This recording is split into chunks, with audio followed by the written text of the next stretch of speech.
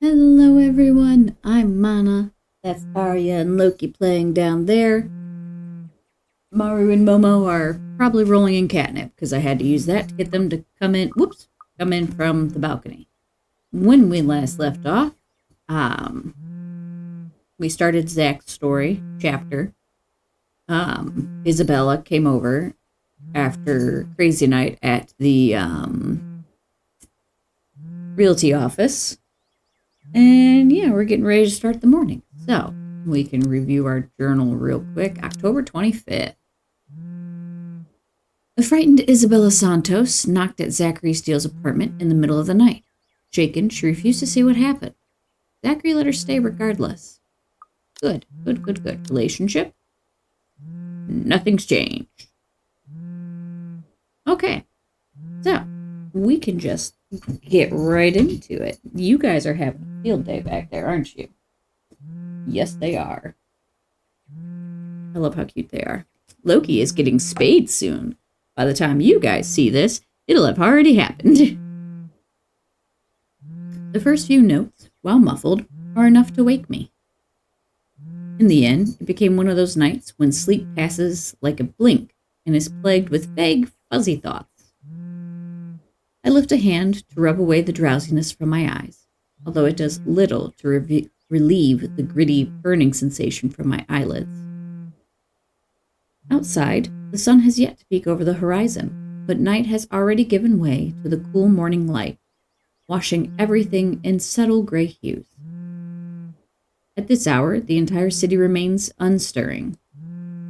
Ordinarily, waking up before my own alarm means abusing the snooze button twice or thrice just to catch up on those precious few extra minutes of sleep. But the persistent ringing makes it impossible now. This better be good. Groggily, I scramble for the bag sitting at the foot of the bed. The ringing still hasn't stopped, even as I fish the phone out, and Ash's name flashes brightly on the screen when I turn it on. Must be pretty urgent if he hasn't dropped the call yet. Took you long enough, Z-Man. Ashton, it's 6 in the morning. Sun hasn't even risen. Hell, my brain ain't even awake yet. The sun is very much so risen. Like, it's bright as fuck, man. Stop calling me Z-Man. It's 20 past 6, Zach. You want to talk? Give me back my 5 extra minutes, Ash. I want my sleep. Hey, don't make fun of me. I can be a more person too if I want to. Uh-huh, sure. What's this all really about? You don't usually make calls around this hour. Is the world ending today? Sorry about that. Becca rang me up a few minutes ago looking for Isabella. Said she didn't show up in her own apartment last night. We both tried calling, but her phone seems to be off. Do you have any idea where... I should have known you two would come looking for her first thing in the morning. Not a laughing matter, Zach. You can't really let your guard down with everything that's happened here recently. You've heard about the Cooper woman from the news. Everyone in the precinct has been restless ever since the incident the other day. Yeah, I get what you mean. Listen, Ash, about Bella. I let my voice trail off, unsure how to go about recounting last night. If I should even say anything to him. He might be a close friend, but at the end of the day, whatever's bothering her ain't mine to speak of in the first place. On the bed, Isabella remains as still as when I transferred her the night before. Something during her sleep, she pulls up a blanket over herself and tucked into it comfortably. Sometime during the night. I'm dyslexic. Shush. Like this, it's easy to forget the horror in her eyes, or how much her hands and lips trembled. Save for her firm grip on the edge of the covers, she appears nearly as normal as she would any other day. Almost. I'm not really sure how to go about this while being... Zach, what about her? Something, the worry, the concern, must have surfaced in my tone, because his own shifts then. Carefully, as he's preparing for the worst. Look, you don't have to worry about her. She's with me right now. Since last night, in fact. Oh, why didn't you just say so earlier? She kinda knocked in the middle of the night. I couldn't possibly wake you two over that. Could have texted, though. And with how things are when she arrived, I thought it'd be best if I let her rest first. I just wasn't expecting people would be looking for her before the rooster even crows. You could have at least called her something. Becca's beside herself with worry when she found out. You know how much she frets about the smallest stuff. I know. I'm sorry. That was a lapse on my part. And I just didn't think, okay, you know what? Rebecca's worries ain't completely baseless. But yeah, a simple text could have, hey, just so you guys know, Isabella's here. That's why she didn't come home, because you know Becca's keeping an eye on her. Isabella hasn't been her usual self since the movie. Maybe even before that. I don't know if I should be opening my mouth about this, but Bella didn't outright say I shouldn't, so... So something's wrong then? I'm not quite sure, to be completely honest. I couldn't get the story out of her. Really? I thought you'd learned something from me by now. That's not it. Ash, when she appeared at my doorstep last night, she was shaking, and when I tried to ask her about it, she just panicked. Had this frightened look on her face. I'd be surprised if this was the first time I've seen it, but it ain't. Dude, the first time, she was screaming. First time? When was this? You weren't talking about the thing in the movie house, are you? Because that was just us fooling around. Granted, I think I went overboard with the joke, but... The thing at the movie house. What did you do at the movie house? Because we didn't go to the movie this time. No, it happened the day after. When she invited us to lunch, you weren't there. We were walking 1 second, and then the next, she's crying out. I'll be straight with you. That scared me shitless. It bothered him, if the way he falls silent after his telling. But whatever his opinion is, stays absent from his voice when he speaks again. He's always been good with that, hiding what he thinks. Did she say anything else? Nothing. Won't tell me anything aside from a few vague words. I didn't want to push it. Where is she? Is she still sleeping? Right here with me, still sleeping. Should I wake her up or something? Let her know you guys are looking for her? No need. Let her rest. I'll drop by in a few. Today? Don't you have work at this time? I mean, I can drop her off home myself before meeting my client later. Look who's talking. My schedule's flexible, Ash. Last time I checked, you're the one who didn't have that luxury. How on earth do you think I'm able to tag along when you need me? It's not completely out of the way. They live on the other side of the town from you, Ash. Your definition of out of the way is a little screwed up, you know. It's fine. I have some things I need to do anyway. I'll call you back. I've got to let Becca know that Scared Cat's fine. Bye. He drops the call before I can get a word in, and for several minutes after, I find myself simply listening as the rest of Lugsborn browses. The increasing sound of passing traffic, the bustle of nearby shops preparing for the day, and the growing clamor of the people while they go about their morning. Not the most soothing sounds to hear following a troubled night, but the routine puts me at ease nevertheless. What's comforting, what's safe, what I'm used to. Nearby, Isabella shifts but doesn't wake, blissfully unaware that as the city slowly stirs itself back to life. Was her night as restless as the one I had? Were her dreams as lucid? In hushed moments like this, I envy her. Unreasonable, probably a little unfair, to say such in light of last night. If only forgetting is as easy as breathing. A small yawn escapes me when I rise from the couch to stretch. Luckily, the short conversation with Ash has effectively driven away any will to go back to bed. I still have a day to get through despite the proverbial ghosts hanging around. The orange bottle sitting at the edge of my table is reassuring against my palm the instant I pick it up. The sterile odor of the capsules equally so. Yet the weight they carry is something I've never gotten used to. Years ago, I'd spend minutes, heck, even hours, staring at a single pill prior to taking one in. Now it's just routine, a way to stave off the unwanted nightly visits. I don't think they work. Although I don't think Dr. Navarro will be quite pleased if he ever finds out I'm relying on them again. Well, that's fair. I don't think they work, because you had a bad dream last night. So, just saying. I do owe him a visit regardless, especially after missing our appointments on purpose and ignoring his calls for weeks. Another sigh comes out, tired and weary, and then I pop the tablet into my mouth. Zach? What time is it? The bottle on my hand hits...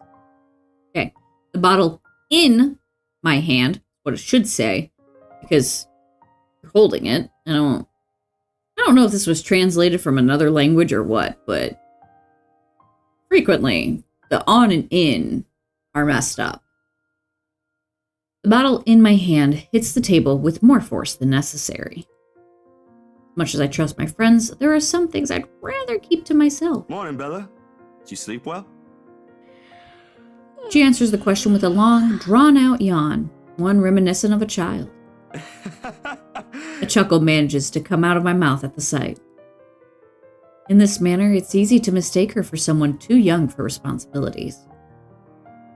Inexperienced and immature, even. Easy to forget she was thrust into the role of an adult earlier than her own dreams can afford, to overlook how surprisingly observant she can be at times. Maybe not on the same level Ash exercises for his investigations, or Rebecca needs for her own work, but it's certainly enough to deftly put what she sees around her on canvas. And if the way her eyes flicker to the table and my hand says something,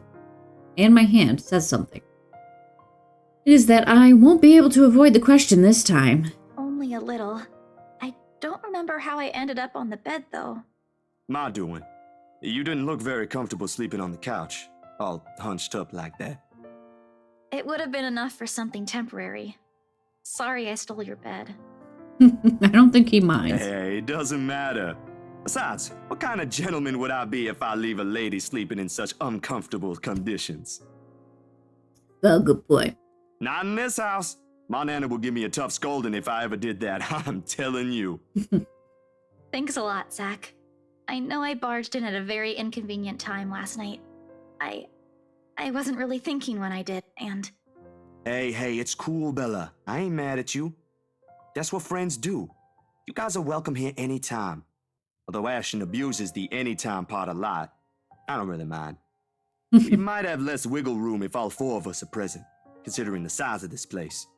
But as long as no one makes anything explode, it's totally fine. Fine or not, I still owe you one for last night's trouble, especially since you don't seem to be... A concerned expression passes over her features as she spares another cursory glance over the table, back to the bottle holding every small piece of what keeps the bad memories at bay. The blood blooming over Pa's heart, the horrified look on Ma's face as she watches him fall lifeless to the ground, and every ounce of spite seeping from the stranger's smile.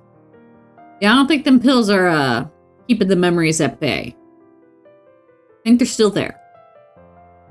You don't belong here. You monkeys don't belong here. It never stops, does it? Well, you don't seem to be feeling well. Let me know, okay? I'll make it up to you somehow. She makes a slight gesture with her head towards the bottle, asking a question without really asking. Subtlety has never been one of her greatest assets, but right now, even Ash would have been a little amazed, if not at loss for words at that. She has left it up to me whether I'll ever give her the response she wants to hear or not. A little clever coming from her, if anyone would ask me. I think we played it off last time, so we'll tell the truth this time, because I honestly don't remember.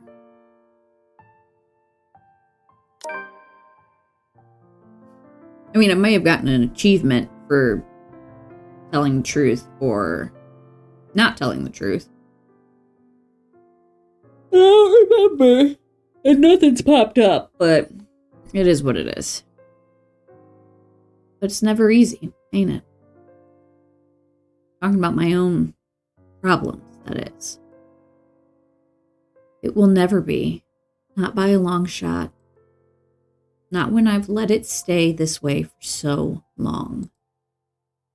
I realized that long ago, when the wounds are still fresh and the dreams are a nightly occurrence.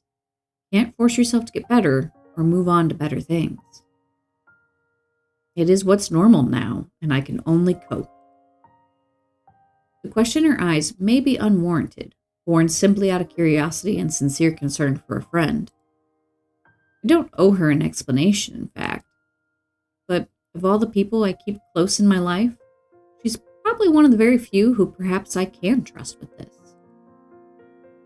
Maybe she won't understand it entirely. I can never hope she will. No, never to the full extent. That alone is expecting too much of her and giving too much of what I can. However, for all her shortcomings, I know she'll hear me out. And that is all I can ask for. My bad. I was kind of hoping you wouldn't have seen me with these. The pills rattle lightly against the container when I gently set it back to its usual place. Always the small area closest to my laptop, near the right hand. Within reach whenever, and a quiet reminder of what I shouldn't miss every day. What? Oh, is it bad?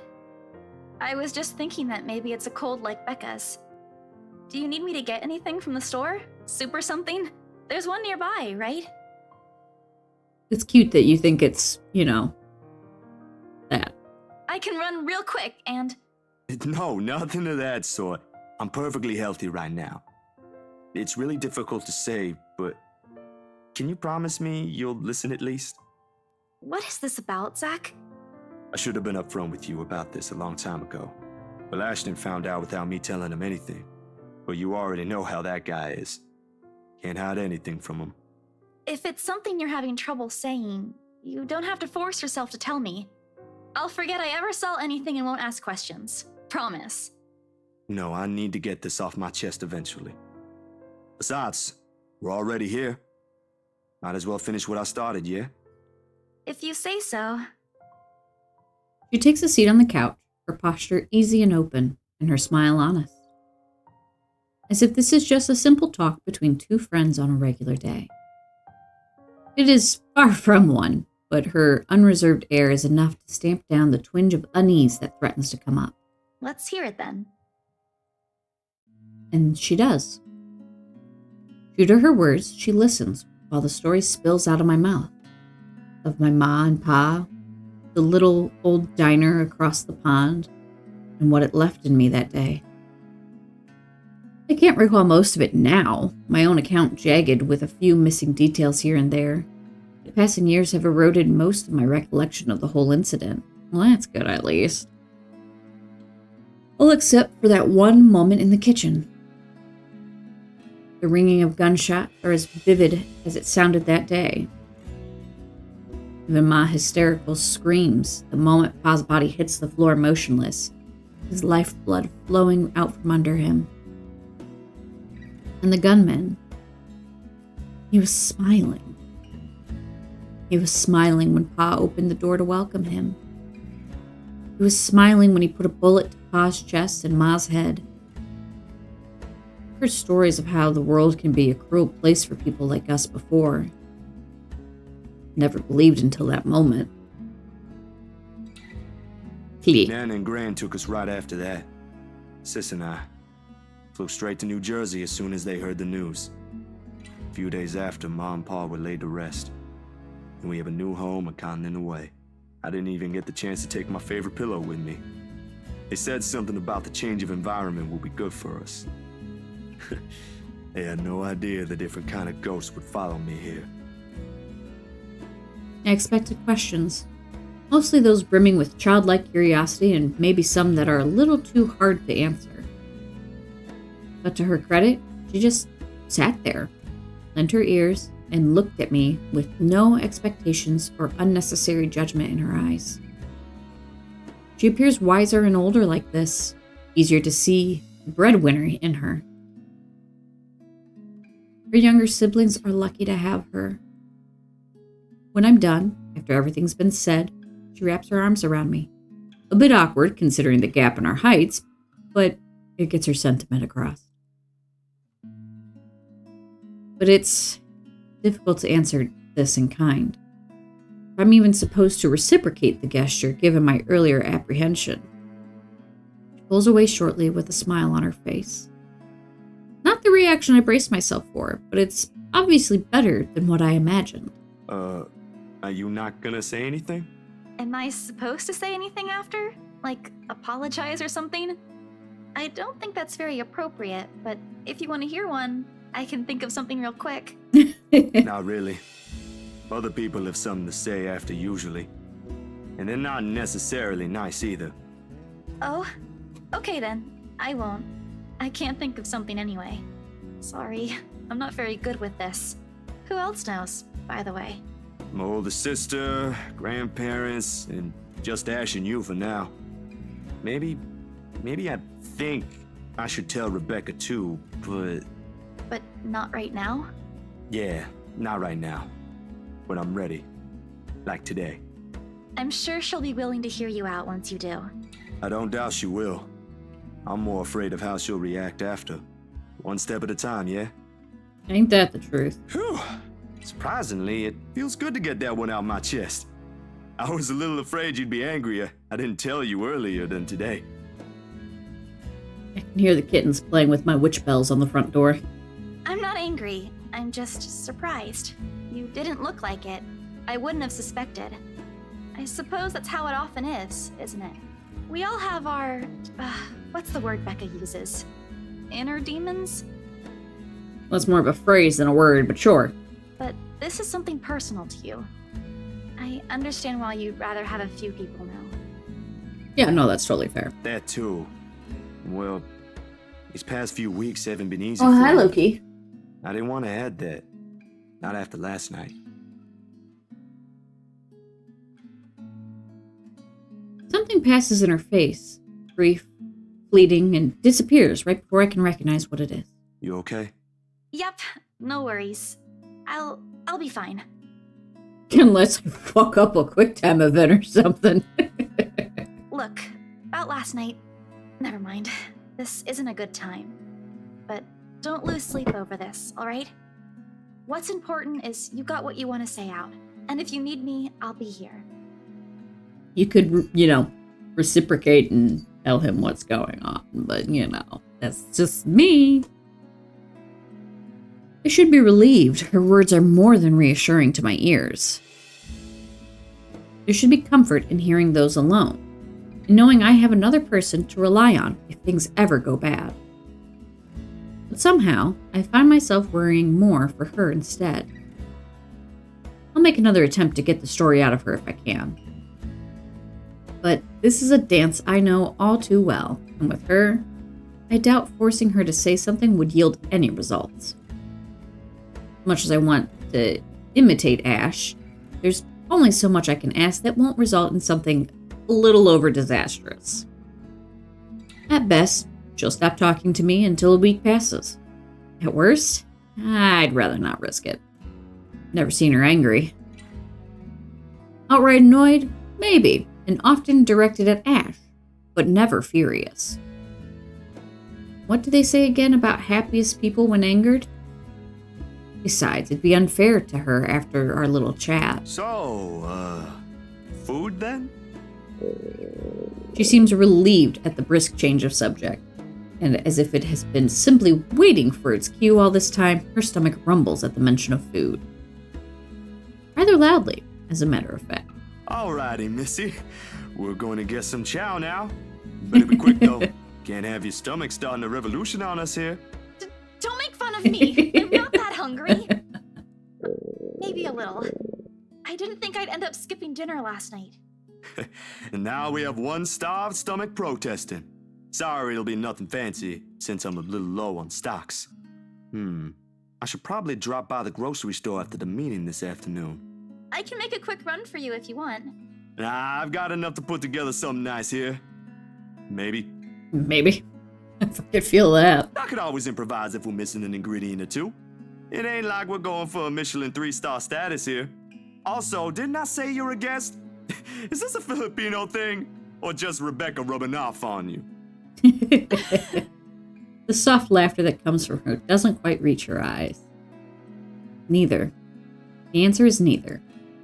Because if she stays idle, she'll remember. On second thought, I might need a little help slicing up the potatoes while I prep the ham. You up for that? What? Do you think instant noodles are all I'm about? I'll have you know, I can cook a mean paella with my eyes closed. All my siblings love it. I don't know what that is. Sure you can. Come on. I'm gonna I Google know it. what we'll do with those spare ingredients. I'm gonna Google it, because I don't know what it is.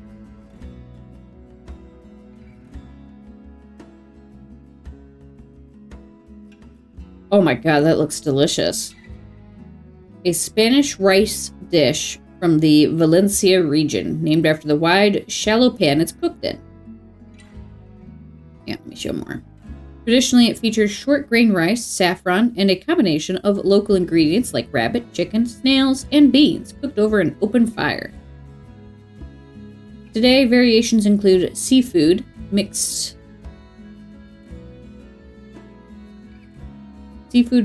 and vegetarian options, but the saffron-infused rice and aromatic vegetables remain central to the dish. Okay. Oh, but that's Spanish. Valencia, Spain. It looks delicious. I want to try it. Like, I love food. Oh, God, I love food. Despite the massive effort to keep the mood light with small chatter, cooking ends up being a mostly quiet affair. Between us, the consistent clapping of the knife against the board and the muffled noise from the television I left running, words had become surprisingly difficult to string together. Not entirely unusual. We've had moments like this before, but definitely unnerving with how things are now. I really wish someone else will come knocking at the door. As pleasant as this is, breaking the ice or keeping the conversation going has never been my forte. It's always been Isabella's or Rebecca's department. Sometimes Ash's, although most coming from him border on awkward or embarrassing. Speaking of that guy, he never did call back, and I'm willing to bet my entire yearly salary that he fell right back to sleep after that call. No, he didn't. Sorry, Bella. Could you... Yep, I got it. The potatoes are almost ready, by the way.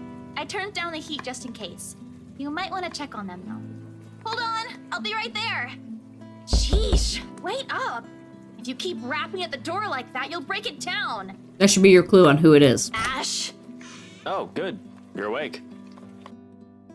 Ash has already welcomed himself in when I take my eyes away from the oven.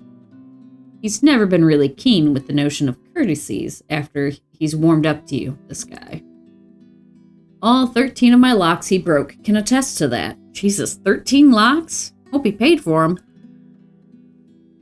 He's a good fellow, though. Maybe a tad bit standoffish at first glance, but he's trustworthy. Don't you have work today? I could ask the same of you. Hey, Izzy, man. You're late. Something came up? You need to drop the Z-Man. It's getting old.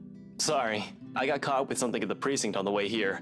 Had to attend to that first before things got out of hand. I'd tell you about it, but you know how it can be with those kinds of things. Later, maybe. And you're here because... What? I'm not allowed to say hello? I doubt you're here because of that. And you're not answering my question. Ah, my bad. Forgot to mention that. He called earlier looking for you. Rebecca's worried because you didn't come home last night. You could have called my cell instead. You weren't picking up. Anyway, I'd really hate to cut this little get-together short, but I need to be somewhere else. Come on, Isabella, let's get you home. I'll drop you off on the way. Wait, we're going now? He lightly claps a hand on her arm and begins ushering her out of the apartment, throwing a casual wave at me as they pass. Isabella, on the other hand, doesn't appear too fond of the idea. And sure enough, before they even cross the threshold, she puts a firm foot down, the force alone enough to halt them both and catch the taller man off guard. Would have made for a funny picture. The way Ash almost crashes into her, and Isabella giving him an indignant pout over her shoulder. Surprise and confusion are in his face all at once, Two things that rarely ever grace it if he can help it. A rare moment, even for our small group. Only I had my camera with me. Dang, it's right there on the table. Grab it. What is it? Zach cooked something. If it's just food, I'll get you something on the way back. But the food! It's Zach's cooking! Real delicious food that actually tastes like food. At least stay and have a bite, please. Zach, help me here. These two. Whenever they're in the same room, sometimes it feels like herding a group of unruly kids instead of talking to two mature adults. One moment they're engaged in a pleasant chit-chat, and the next they're bickering over a minor issue. Frankly, if I didn't know any better, and I have an overactive imagination, I'd say there's something going on. Never mind how utterly impossible that idea is. Or it might just be me reading too much into things, like always. I can already hear Ash's laughter. If I so much as suggest such. Wow, that's structurally painful. This, however, I cooked up a feast. I don't know about Pretty sure I you two, did that last time, but but I think you love guys should really food. stay. I've already made enough food for all of us, and it'd be a waste. Why, I cooked up that special honey glazed ham you two keep on yapping about. Got some scalloped potatoes with onions and cheddar to go with it, too. God, that sounds so good. The oven timer dings. I shoot the two of them an apologetic look before sauntering over to the kitchen, mittens in hand. The sweet smell of the glaze and salty tang of melted cheese wafts through the air as soon as I open the door and take out the two trays inside. The scent immediately fills the entire room, and even with the door and windows open, the mouth-watering aroma lingers. It's appealing enough that when I put the dishes down on the counter, another starved stomach protests loudly, followed by a burst of laughter. My head snaps up at the two of them, and I can't keep back the smile at the sight they make. Isabella is clinging to the doorframe for support, doubled over with breathless laughter. Ash is the more composed of the two, trying to look unconcerned, but a flush has crept up his neck and cheeks. It's clear whose stomach that came from, and Isabella's not going to let him live this down.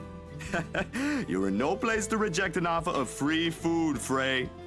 I wasn't rejecting anything. Damn it, I just missed a meal, that's all. Aw, he's flustered. Shut it! Those guys at the precinct said it was urgent. Somebody has to be responsible for it. Well, aren't you precious? Right. You know, if you keep laughing like that, you'll burst. I'm sure it won't be as bad as your stomach suddenly rumbling like a starved. Aye, kiddos, play nice. Food's gonna get cold if we keep this up. Ash, you gonna stay? Might as well, since Scaredy Cat's so hell-bent on staying. We eventually settle down after the food has been served. The jibe's replaced by another round. Excuse me, burped in the middle of that. The jibe's replaced by another round of friendly chatter, mostly about what's on the news the night before. There is, however, a conscious effort to avoid mentioning what's currently on the headlines. The dead is never a good topic to talk over food in polite company. This case in particular. The wounds are too fresh, too soon. I'd likely avoid it as well if I were in her position, and someone I personally knew passed away in a gruesome manner like that. I don't like that the art has like food on their face, like that bothers me. Because like, we're not toddlers. We're not getting food all over our faces when we eat these days. Like, Ash is the only one not covered in food. Though perhaps the closest we got to broaching the topic is when the infamous mansion is brought up again. But even then, we are careful, Ash and I. We keep the conversation light and avoid bringing up her late business partner. Least we could do. The Wrights? Yeah, they're planning to move in soon. In fact, they already have a housewarming party planned. It's why they wanted us to rush the papers. They wanted to send the invitations out as soon as possible. Oh, now I get it. Get what? Remember what I told you last night about the new clients? Vaguely? Sorry, I was a little out of it yesterday. Was it the photo shoot? Yep, It's actually for the one you sold. Ermite, something. When you put it that way, I suppose it makes sense why my boss wants me to prioritize the couple. They can have those documents rushed at just a snap of their fingers. Then they're more influential than I initially thought. Man, I guess my boss is expecting a lot more from this project than I expected. Hope I can live up to it. Your photographs are more than good enough, Zach. You'd probably win an international award if you let yourself. Ma'am Hana's easy to please, too. As long as you're good at following instructions. Easier said than done. Different clients have different tastes, after all. Still, a week? I don't think that's possible. Now that you mentioned it, yeah. They wanted everything finished at the earliest. To be honest, it's not unheard of, but... But it's still weird. Still weird, yeah? Fishy? Why were you saying fishy, sir? A slip of the tongue.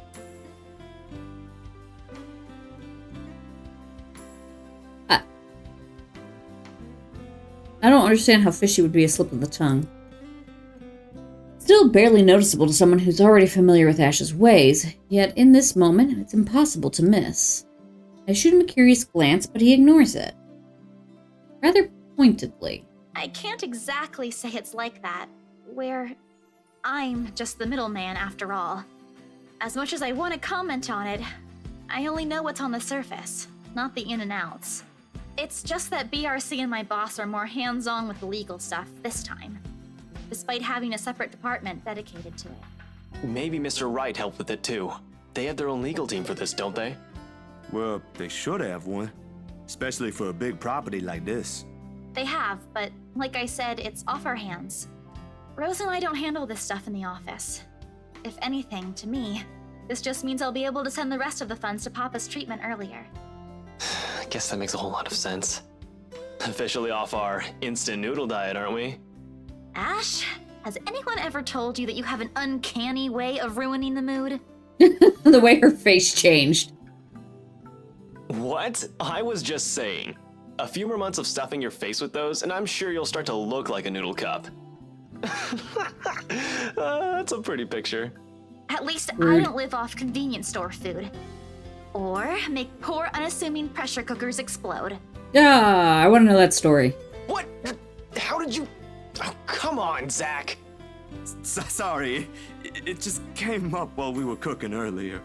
I'm impressed, Ashton Frey. You even made it to the news. I want to know this A story. one-time thing. And it wasn't as big as you seem to be imagining. Big enough to make it to the news. Oh, sure. Let's all pretend that one time you almost set my apartment on fire didn't happen too. Hey, that was an accident. You were making a salad, Ash. How? How did you almost set the apartment on fire by making a salad? Like, I had a friend almost set a house on fire with a whirly pot making popcorn.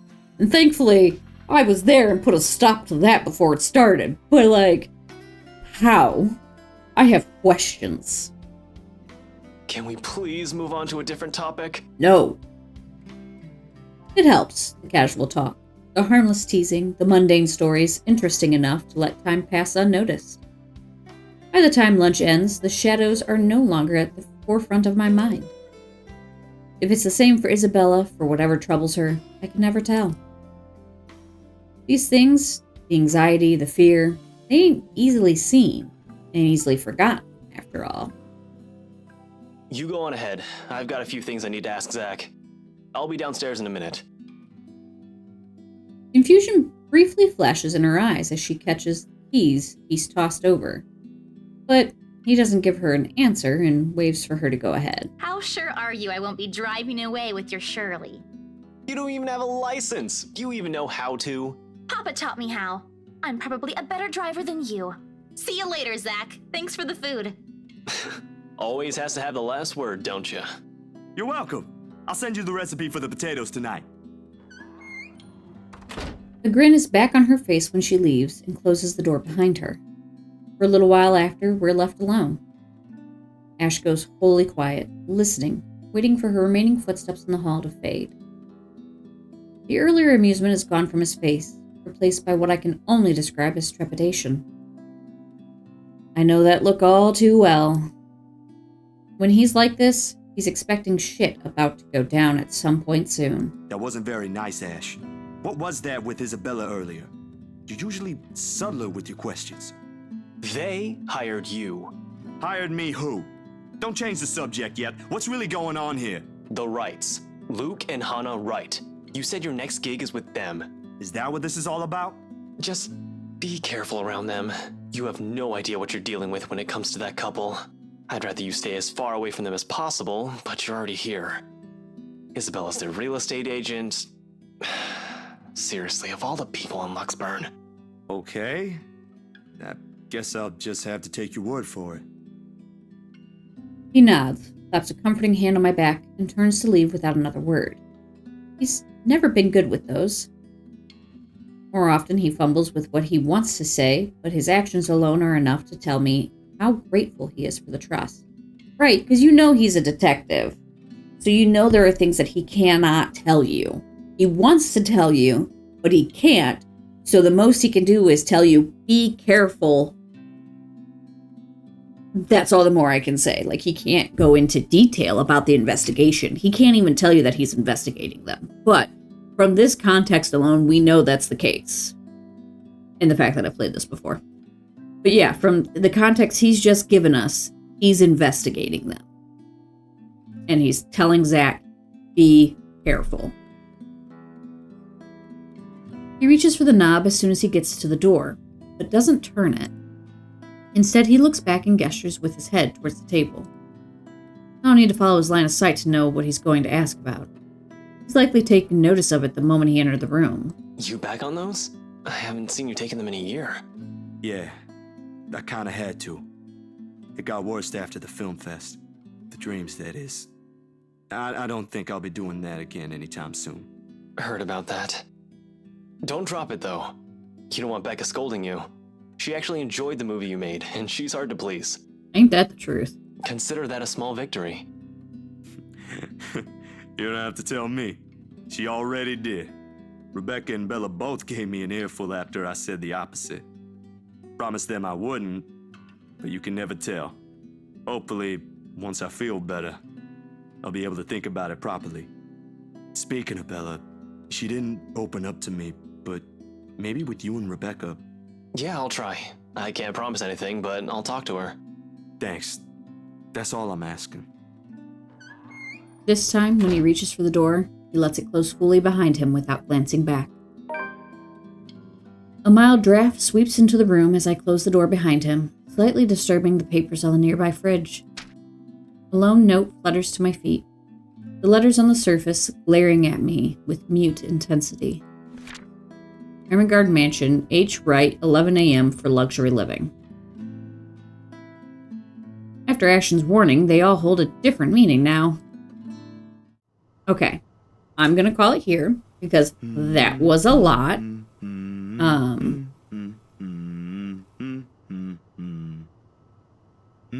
I could have swore we actually went there and like took pictures, because I remember him seeing the spirit through the camera lens. But anywho, okay, this humming is gonna drive me insane. So, I'm gonna go back to the main menu, because I can't think. Yeah, there we go. Boy, my hair, god damn, I swear, I brushed my hair before I started recording. I swear I did. Why does it look so insane? God, have I looked like that the entire time I've been recording? I am so sorry. I brushed my hair, I swear. Anywho. So yeah. That was a lot. I did record for a little longer than usual, but I didn't want to, like, I didn't feel a good stopping point in there. So I just wanted to keep going until I found a good stopping point. When we come back, we'll continue on. I feel like we went to the Ermengarde Mansion as Zach. Because I remember seeing, like, through his camera, the spirit over Hannah's shoulder.